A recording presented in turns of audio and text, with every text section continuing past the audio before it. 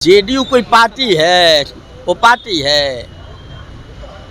क्या पार्टी है? आज थोड़ा बताइए। अकेले आ जाए तो 2-4 सीट भी नहीं मिलेगा एमएलए का इनको।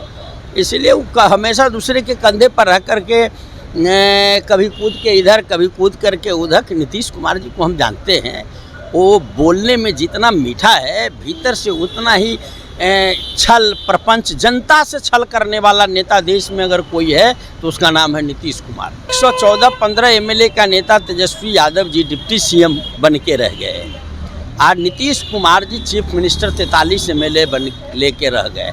तो 43 एमएलए वाला कुर्सी के लिए पागल अगर हो गया हो तो उनको कुर्सी दिया तेजस्वी यादव जी ने। इनका समापन का वक्त है। अब जैसे ही चुनाव होगा इनकी पार्टी खत्म हो जाएगी और इनको कोई पूछने वाला नहीं है। एमएलए तो तोड़ रहा था बीजेपी, तो भागे राजद के साथ। अब इनके एमपी कब भाग जाएंगे इनका कोई ठिकाना है। बीजेपी लगा हुआ है इनको तोड़ने के लिए। आपके पार्टी के बारे में अशोक चौधरी कह रहे हैं कई विधायक संपर्क में हैं। अच्छा, अशोक चौधरी से पूछिएगा। अर्जुन राय जी कह रहे थे कि आप कांग्रेस पार्टी में थे और रातों रात धोखा देके आप भागे उधर। बेटी आपकी लोजपा में है, कैसे टिकट मिल गया? कौन बड़का समाज सेवी आपकी बच्ची रही है? नीतीश कुमार जी एक काम करवा रहे हैं, पूरा बिहार के लोग को गाली दिलवा रहे हैं सीतामढ़ी के सांसद से। अबरमर्सी भाइयों को गाली दिलवा रहे हैं अशोक चौधरी से। ये सब काम में नीतीश कुमार को महारत हासिल है। नमस्कार, स्वागत है आपका लाइव बिहार में। मैं आपके साथ है संजीव सिंह। के नेता प्रतिपक्ष तेजस्वी यादव 10 सितंबर से आभार यात्रा पर निकलने वाले हैं। इसको लेकर के तमाम तरह की तैयारियां की जा रही है। आज आरजेडी प्रदेश कार्यालय में आरजेडी के तमाम जो पदाधिकारी हैं, नेता हैं, उनके साथ एक बड़ी बैठक की गई है। बैठक में क्या कुछ हुआ है तमाम मुद्दे पर आइए हम बातचीत करते हैं। बैठक हुई थी किस चीज़ को लेकर? चलते रहता है, रूटीन बैठक है, इसमें कोई विशेष नहीं। आभार यात्रा को लेकर क्या? आभार यात्रा अभी तो कार्यकर्ताओं से मिलने का इनका संवाद है, कार्यकर्ता संवाद यात्रा है। तो एक एक कार्यकर्ता, ब्लॉक है, पंचायत है, सभी से इनकी मुलाकात होगी, उनके बातों को सुनेंगे। जनता के तकलीफ़ क्या है, कैसे बिहार का पुनर्निर्माण हो, इसके लिए श्री तेजस्वी यादव जी जो हम लोग के नेता हैं वो निकल रहे हैं। और काफ़ी उत्साह है आम लोगों में, कार्यकर्ताओं में और बिहार के लोगों में कि आखिर एक एक कार्यकर्ता से विस्तार से मिलके उनके सवालों को सुनना और उसके निदान के रास्ते खोजना। ये पहली बार हमको लग रहा है कि जो पार्टी के अंतिम नेता है वो एक एक कार्यकर्ता से मिलने का योजनाबद्ध तरीके से प्रयास किया है। इसलिए मैं समझता हूँ ये बड़ा ही सकारात्मक पहल है। सत्ता पक्ष के लोग कह रहे हैं कि जब सदन में आवाज़ उठाने के साथ तेजस्वी यादव विदेश घूम रहे थे और अब यात्रा अपनी कर रहे हैं। इतना आवाज़ किसने उठाया है सदन में? आप सब जानते हैं विदेश घूमने की बात जहाँ तक है तो विदेश भी तो ये जाते हैं शिक्षण प्रशिक्षण और दुनिया को समझने, और जहाँ ज़रूरत होता है वहाँ लेक्चर देने जाते हैं। तो विदेश तो जाना ही चाहिए, दुनिया का अनुभव रखना चाहिए। तो सदन में इनसे ज़्यादा सवाल कौन उठा पाया है? सबसे ज़्यादा सवाल पब्लिक के विषय पर तेजस्वी जी उठाते हैं। जेडीयू के मंत्री कह रहे हैं कि जिस रास्ते से जाएंगे अभी का रास्ता और पहले के रास्ता में तुलना करेंगे। कौन है जेडीयू का मंत्री जो बोल रहे हैं? नाम बताइए ना, क्या समझ है उनकी?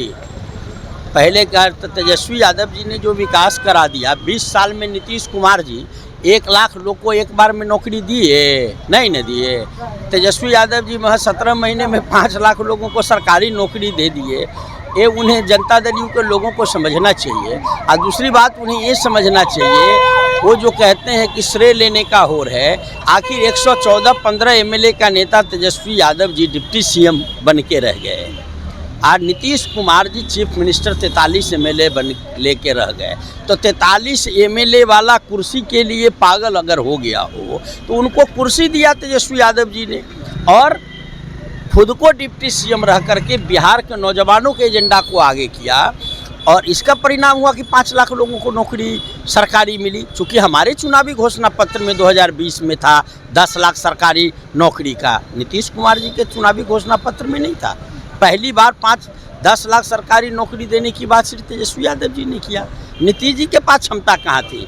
ये तो महज 43 एमएलए 45 एमएलए के नेता के पास क्या क्षमता होगा? जब चुनाव आता था तो यात्रा पर निकलते हैं। कौन?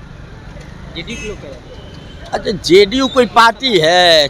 वो पार्टी है? क्या पार्टी है? आज थोड़ा बताइए।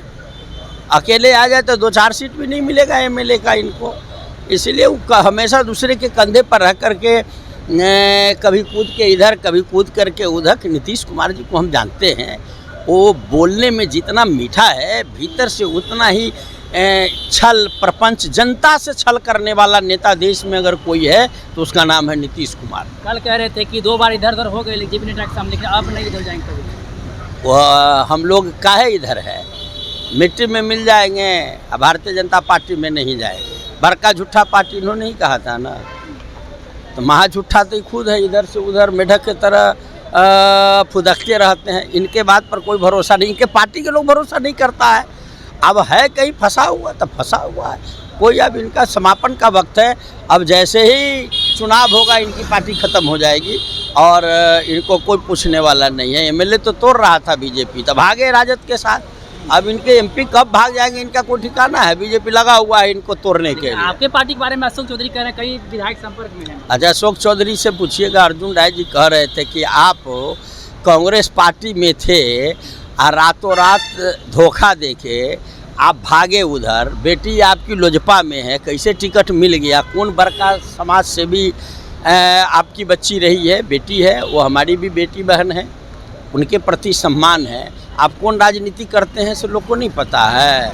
अभी गाली दे रहे हैं। नीतीश कुमार जी एक काम करवा रहे हैं, पूरा बिहार के लोग को गाली दिलवा रहे हैं सीतामढ़ी के सांसद से। अबरमर्सी भाइयों को गाली दिलवा रहे हैं अशोक चौधरी से। ये सब काम में नीतीश कुमार को महारत हासिल है। अब उनको लग रहा है कि ब्रह्मर्षि इनके नेतृत्व को मानने को तैयार नहीं है, तो गाली दिलवा रहे हैं। अशोक चौधरी की क्या हैसियत है गाली देने का? अगर उन्होंने कुछ उल्टा सीधा बोला तो नीतीश कुमार जी उनको पार्टी से सस्पेंड क्यों नहीं किया, मंत्री से क्यों नहीं हटाया, उस सांसद को क्यों नहीं निलंबित किया? नहीं करेंगे, जानबूझ के खुंदस में काम करते हैं।